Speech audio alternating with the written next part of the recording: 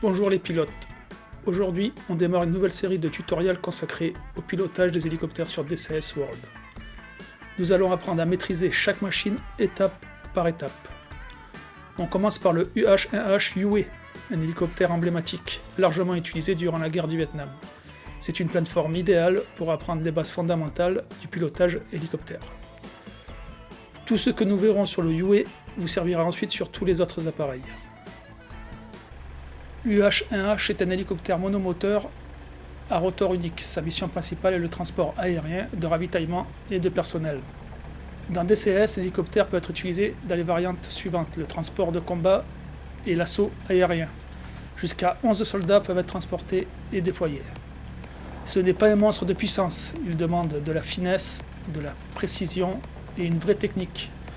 Mais une fois que vous savez le maîtriser, tous les autres hélicos de DCS vous sembleront beaucoup plus simples à piloter.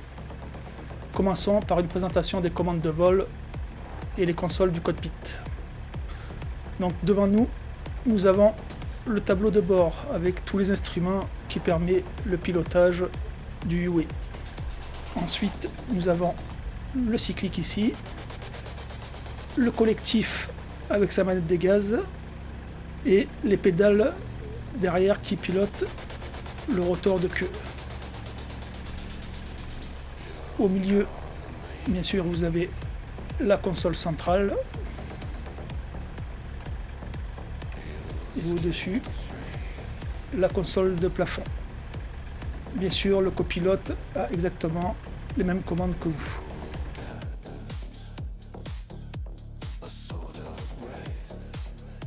Sur la console centrale, on y retrouve le transpondeur, la navigation VHF, les radios VHF, UHF, FM, l'ensemble ADF, la gestion de l'armement, la gestion des leurres, l'interrupteur de carburant, le panneau de contrôle des avaries.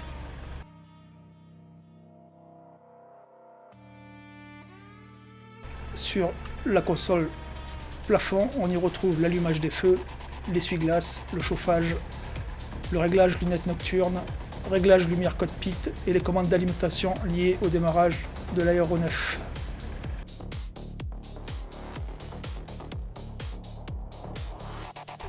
Nous allons passer à la présentation des instruments sur le tableau de bord. Donc, ici se trouve l'anémomètre qui indique la vitesse en nœuds. Ici c'est l'horizon artificiel. Ici c'est l'altimètre par rapport à la mer qui indique l'altitude en pieds, c'est par 100 pieds. Ici nous avons l'indicateur radiomagnétique et ici nous avons le variomètre qui indique la vitesse verticale par pied minute. Ces 5 instruments, vous les retrouvez aussi côté copilote. Tous les cadrans au milieu ici, là, les 10, c'est par rapport à la pression carburant, la quantité, la pression d'huile moteur, la température, la pression d'huile transmission et sa température, le pourcentage d'utilisation du générateur principal et son voltmètre, et le pourcentage d'utilisation générateur de secours et son voltmètre. Ces trois-là indiquent. Le premier c'est le couple-mètre, c'est pour l'arbre moteur. Le deuxième ici c'est l'indicateur de génération de gaz. Et le troisième c'est la température des gaz. Donc celui-là s'appelle le double tachymètre. Il indique les RPM rotor et moteur. La petite aiguille c'est le rotor et la grande aiguille c'est le moteur. Celui-là c'est un altimètre radar. À l'inverse de l'altimètre normal, il indique la hauteur par rapport au sol. Et il reste les voyants d'alarme qui sont tout en haut. Donc le voyant d'alarme, il y a le voyant d'alarme principal, le voyant d'alarme RPM, le test alarme incendie, le voyant d'alarme incendie, le test de la jauge. Voilà, donc on a fait le tour du tableau de bord. Il reste que quelques petits boutons, mais je vous les expliquerai en temps voulu. Donc il en reste un qui n'est pas des moindres, c'est celui-là. Hein, ça, c'est l'indicateur de virage et de dérapage. Il affiche l'état de glissement de l'hélicoptère, la direction du virage et le taux de virage. La bille indique l'état de glissement. Le curseur indique la direction et le taux du virage. Pour maintenir un vol coordonné, le pilote utilise le curseur pour maintenir le cap, tout en utilisant les pédales de lacet pour contrer tout dérapage et garder la bille centrée. Rappelez-vous, pour maintenir un vol coordonné, appuyez sur la bille. En gros, pour faire simple, un hélicoptère vole souvent en crabe, c'est-à-dire de travers. Donc c'est pas très bon pour garder le cap. Donc quand vous voyez partir la bille à gauche ou à droite, il faut contrer avec la pédale de rotor de queue pour ramener la boule en centre pour faire un vol rectiligne.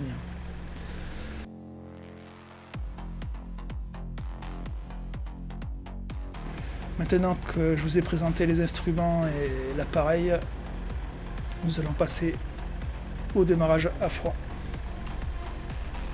Donc pour le démarrage à froid, ça va se passer d'abord sur la console plafond. Ce petit bouton ici, c'est le Power AC, vous le mettez sur AC phase. Celui-là, l'inverteur doit rester sur off. Ici, la main génération, vous mettez sur on, vous fermez le petit capot. Le VM, vous le mettez sur ESS bus. Ici, vous mettez la batterie sur on. Là, vous entendez l'alarme low RPM. Ce qui est normal, les pales ne tournent pas. Donc pour la désactiver, le temps du démarrage, vous avez ce petit bouton ici. Voilà. Donc on va tester que tous les voyants fonctionnent sur le panneau de contrôle. Nous allons brancher l'alimentation en carburant. Tous ces petits switches là doivent rester sur off. Après on passe au-dessus ici. On va mettre le force stream et l'hydraulique. Ensuite, nous devons passer la manette des gaz au ralenti.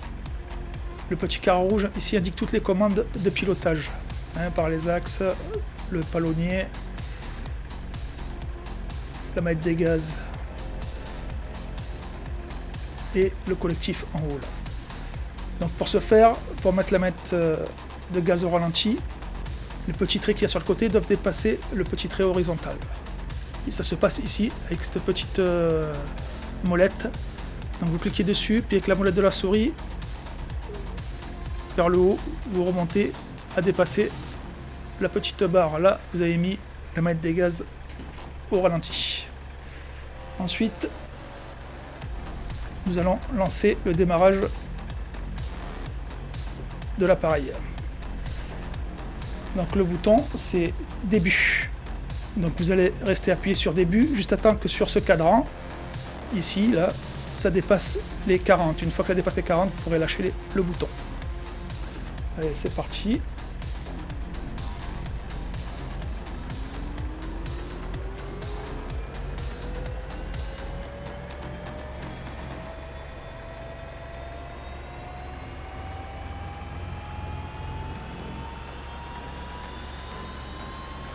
Vous allez voir avec l'ombre, à un moment, les pales vont commencer à tourner.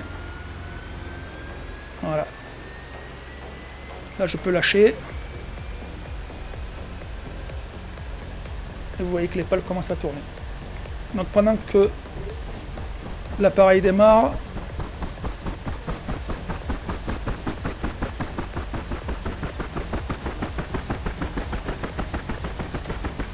on va allumer le transpondeur. Voilà, IFF c'est effacé, donc le transpondeur est allumé. On va allumer la nav avec un clic droit, la radio avec un clic droit.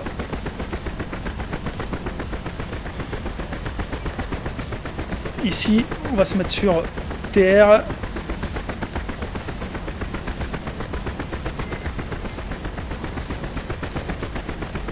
Ici, on va se mettre sur le canal 3. Si vous êtes dans un lieu dangereux, vous pouvez déjà allumer les leurres. Ici, on peut se mettre sur ADF pour rechercher une balise si besoin. Ici on se met sur terre aussi. Voilà. Donc normalement j'ai tout allumé. Il reste que l'inverteur sur le panneau de contrôle moteur. Qui est ici. Et lui on le met sur on main. Normalement tout est effacé en bas. Donc il nous reste une seule chose à faire, c'est de monter les RPM moteur en tournant la manette de gaz. Voilà, vous voyez que les petits traits sont montés jusqu'en haut.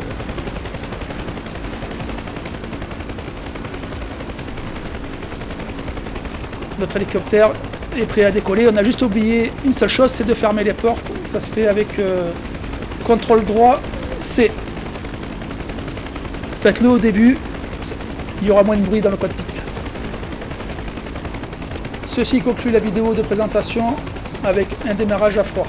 Dans la prochaine vidéo, nous verrons les axes de vol, les effets secondaires du collectif, l'effet de sol, un stationnaire à 1 mètre, décollage sur piste ou sur un hélipad. Je vous souhaite un bon vol et à bientôt dans les cieux.